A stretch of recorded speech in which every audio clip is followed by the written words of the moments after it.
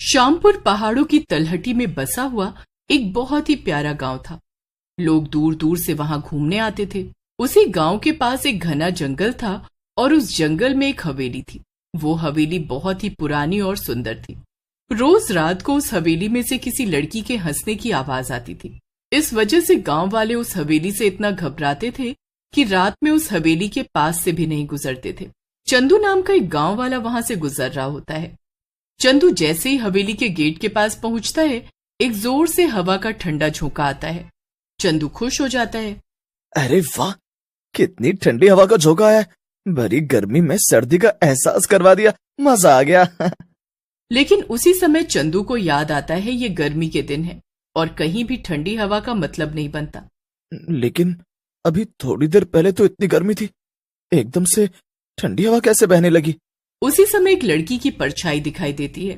परछाई में से आवाज आती है जो चंदू को बुला रही होती है। परछाई की आवाज सुनकर चंदू घबरा जाता है और वहां से भागने लगता है। अरे भाग रे, इतनी रात को घने जंगल में कौन है जो मुझे मेरे नाम से पुकार रहा है? लगता है ये वही चुड़ैल लड़की है। चंदू भागने लगता है, लेकिन काफी देर तक भागने के बाद भी वो उसी जगह पर खड़ा रहता है। अरे मोरी मैया, मैं तो अभी भी उसी जगह पर ही हूँ। ये कैसा जादू है? भगवान बस इस बार बचा ले। मैं जिंदगी में कभी रात में नहीं निकलूंगा। लेकिन चंदू इतना डर जाता है कि वहीं पर बेहोश हो जाता है। उसी समय एक चुड़ैल लड़की वहां आती है और उसे देखकर बोलती है, बड़ी जल्दी बेहोश हो गया। अभी तो इसने मेरी खूबसूरती नहीं देखी, नहीं तो मर ही जाता। ऐसा कहकर चुड़ैल लड़की वहां से चली जाती है। उधर चंदू को जब होश आता है, वो अपने आप को गांव के भीतर अपने दोस्तों छगन और मगन के पास पाता है। अरे भाइयों, मैं क्या बताऊं, कल रात को उसी भूतिया हवेली के पास बहुत ही सुंदर लड़की देखी। वो मुझे बुला रही थी। वो इतनी सुंदर थी कि परियां भी शर्मा जाएं। क्या फेंक रहा है चंदू, परियों से भी सुंदर? अरे मैंने तो सुना वहां चुड़ैल रहती है, तू भी लगता है हमसे मजाक कर रहा है। देखो, अगर तुम दोनों को मुझ पर यकीन नहीं है तो मुझसे कल रात की बात मत करो। अरे यार चंदू, तुम भी छगन की बात का बुरा मान रहे हो। पता है ना वो कितना मजाक करता है। चलो नाराज मत हो, आगे बताओ ना फिर क्या हुआ।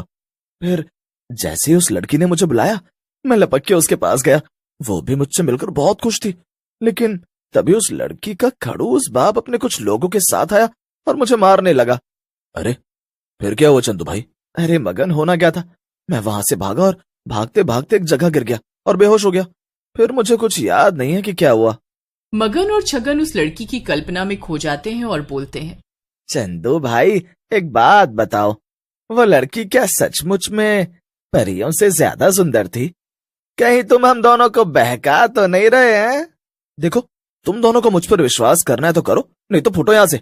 चंदू को गुस्से में देख मगन और छगन वहां से खिसक लेते हैं, लेकिन दोनों का दिमाग उसी जंगल वाली लड़की की तरफ होता है। अरे मगन, क्या सच में इतनी सुंदर लड़कियां होती हैं? और अगर होती भी हैं तो इस बंदर सी शक्ल वाले चंदू को अपने पास क्यों बुलाएगी? अरे यार छगन, मुझे तो लगता है ये मनचला चंदू जंगल में अकेली लड़की देखकर उसके पास गया होगा और उस लड़की के घर वालों ने उसकी पिटाई करती होगी और इसी वजह से ये बेहोश हो गया होगा और हमें अपने किस्से सुना रहा है। मगन और छगन दोनों ही मन चले थे। दोनों का मन चंदू की बात सुनने से उस लड़की को देखने का कर रहा होता है। इसलिए दोनों रात में जंगल जाने की योजना बनाते हैं और रात में जंगल पहुंच जाते हैं। अरे छगन, ये जंगल तो बहुत ही डरावना लग रहा है। कहीं ये उस चंदू के बच्चे ने हमारे साथ मजाक तो नहीं किया? मुझे तो बहुत ही डर लग रहा है। मगन, डर तो मुझे भी बहुत लग रहा है, लेकिन देखना तो पड़ेगा ही ना। वैसे भी सुना नहीं है क्या कि कीचड़ में ही कमल होता है? वैसे सुंदर लड़कियां जंगल में अकेले ही रहती हैं। अब ये बकवास बात कहाँ से सुन ली तूने? कौन से बाबा ने बताई तेरे को ये बात कि सुंदर लड़कियां जंगल में रहती हैं? ये बात श्री श्री श्री 1,00,000 बाबा छगन दास ने बताई है। जैसे ही छगन की बात खत्म होती है, तभी वहां एक लड़की की सुरीली आवाज आती है। अरे ओ छगन और मगन, तुम दोनों मुझे ही ढूंढ रहे हो क्या? बताओ।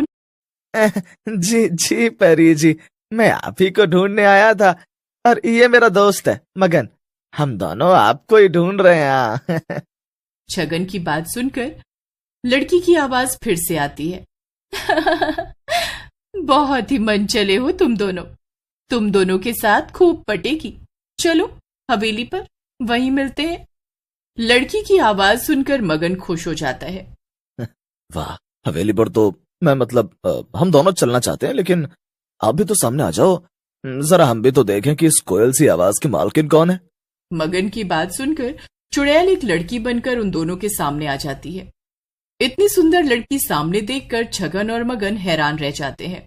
अरे मगन, वो चिंदी चोर चंदू तो सही कह रहा था, ये तो सचमुच परियों से भी ज्यादा सुंदर है। अगर ये फिल्मों में आ जाए तो सारी हीरोइनें बॉलीवुड से भाग जाएंगे यहाँ। सही कह रहे हो छगन, ये लड़की तुम्हारी भाभी बनने के लिए बिल्कुल सही है, समझे। मगन और छगन को अपने को यूं घूरता देख लड़की बोलती है। क्या हुआ तुम दोनों को? क्या मैं सुंदर नहीं हूं? और अगर तुम दोनों को नहीं चलना तो तुम दोनों वापस जा सकते हो।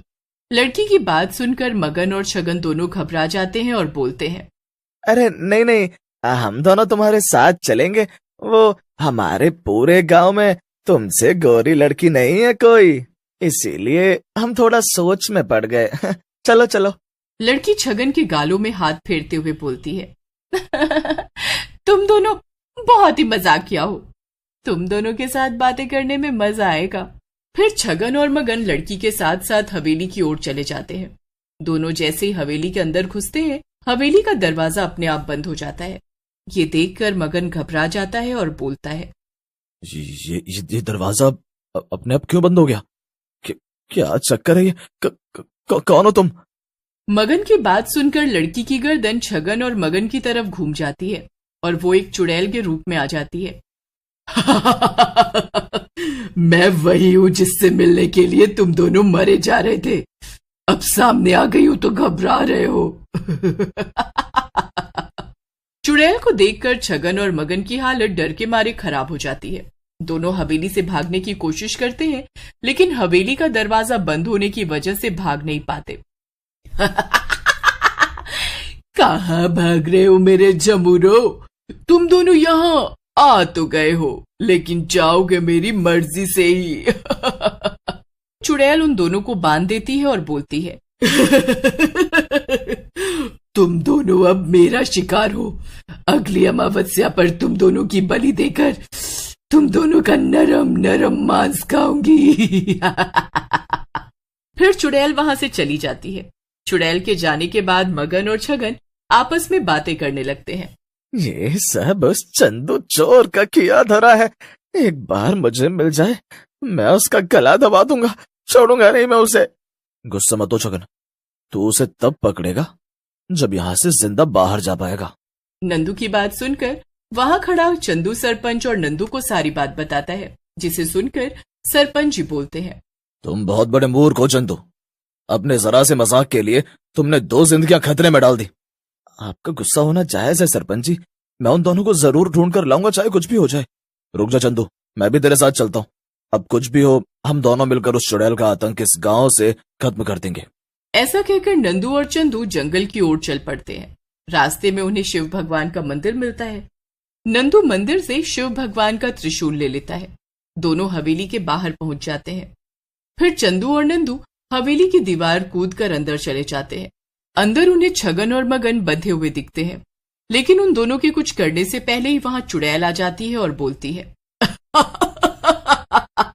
चंदू, कहाँ जा रहे हो मेरे घर को तोड़कर? तुम दोनों को तुम्हारी मौत यहाँ खींच लाई है। हम दोनों तो मरने के लिए ही आए हैं यहाँ। या तो हम दोनों अपने दोस्तों को बचाकर ले जाएंगे, नहीं तो हम भी यही मर जाएंगे। नंदू चुड़ैल की छाती पर त्रिशूल गाड़ देता है। त्रिशूल के लगते ही चुड़ैल वहीं गिर जाती है और मर जाती है। फिर नंदू और चंदू मिलकर छगन और मगन को भी छुड़ा लेते हैं।